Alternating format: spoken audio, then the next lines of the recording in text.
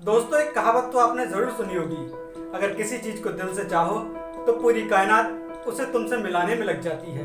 एक ऐसी ही संघर्ष की कहानी आज मैं आपको सुनाने जा रहा हूँ। ये कहानी एक ऐसी शख्सियत की है जो कभी बाल विवाह का शिकार हुई, एक ऐसी शख्सियत जिसकी शादी 14 साल की उम्र में कर दी गई, एक ऐसी शख्सियत जो 18 साल की उम्र तक 2 बच्चों की माँ बन चुकी थी, जिसके जीवन में बच्चों की परवरिश और घर संभालना ही रह गया था।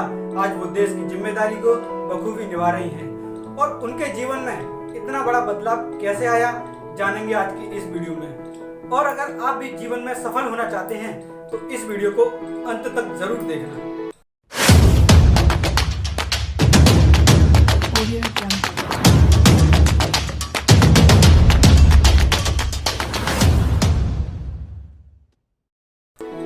नमस्कार दोस्तों, मैं आकाश कुमार स्वागत करता हूं आपका अपने YouTube चैनल एके मोटिवेशन में। दोस्तों, अगर इंसान के इरादे मजबूत हों तो उसके रास्ते में रुकावट डालने वाले बड़े से बड़े पहाड़ रेत बनकर रह जाते हैं। आज मैं आपको एक ऐसी महिला के बारे में बताने जा रहा हूं जिसने लड़कियों और महिलाओं के लिए एक मिसाल पेश की है। उसने एक ऐसा कारनामा कर दिखाया जिसके बारे में एक आम इंसान सोच भी नहीं सकता। ऐसा नहीं है कि इनके रास्ते में रुकावटें नहीं आई, बस फर्क इतना है कि इन्होंने कभी हार नहीं मानी। दोस्तों, तमिलनाडु की रहने वाली एन अंबिका की शादी 14 साल की उम्र में तमिलनाडु के डिंडीगुल में रहने वाले एक पुलिस कांस्टेबल के साथ हुई। शादी के 4 साल बाद वो 18 वर्ष की हुई और तब तक 2 बच्चों की माँ भी बन चुकी थी और वो तो अपने परिवार और बच्चों को संभालने में व्यस्त थी।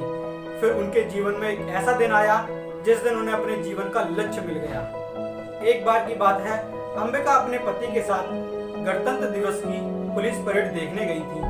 वहां पर उन्होंने देखा कि उनके पति अपने अधिकारियों को सैल्यूट कर रहे हैं। अधिकारियों को सैल्यूट करते देख अंबिका के मन में कई बड़े सवाल खड़े हो गए।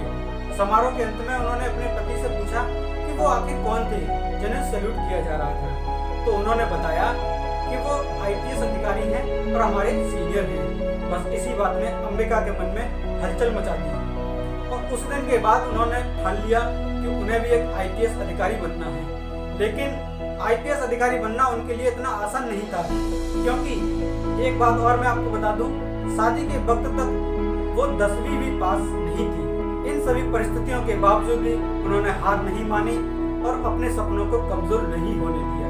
दोस्तों, अक्सर हमने लोगों को यह कहते हुए सुना है कि हर सफल व्यक्ति के पीछे एक महिला का हाथ होता है, लेकिन यहाँ कहानी कुछ उल्टी है। अंबिका की सफलता के पीछे उनके पति का हाथ है। जब अंबिका ने IPS अधिकारी बनने की इच्छा जताई तो उनके पति ने उनका हमेशा हौसला बढ़ाया। अंबिका ने सबसे पहले 10वीं और 12वीं एक प्राइवेट संस्थान से की। उसके बाद उन्होंने अपना ग्रेजुएशन पूरा किया।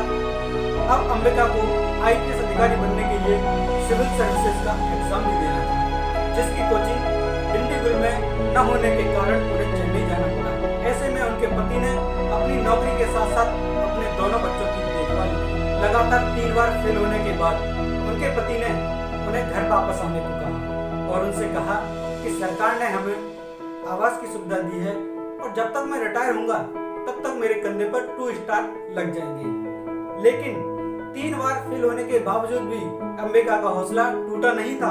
उन्होंने अपने पति की बात मानते हुए कहा कि मुझे एक आखिरी मौका और चाहिए, नहीं तो मैं वापस आकर किसी स्कूल में शिक्षक के रूप में काम कर लूंगी। पति की इजाजत मिलने के बाद अंबिका ने 4थी बार एग्जाम दिया और साल 2018 में बन गई IPS अधिकारी।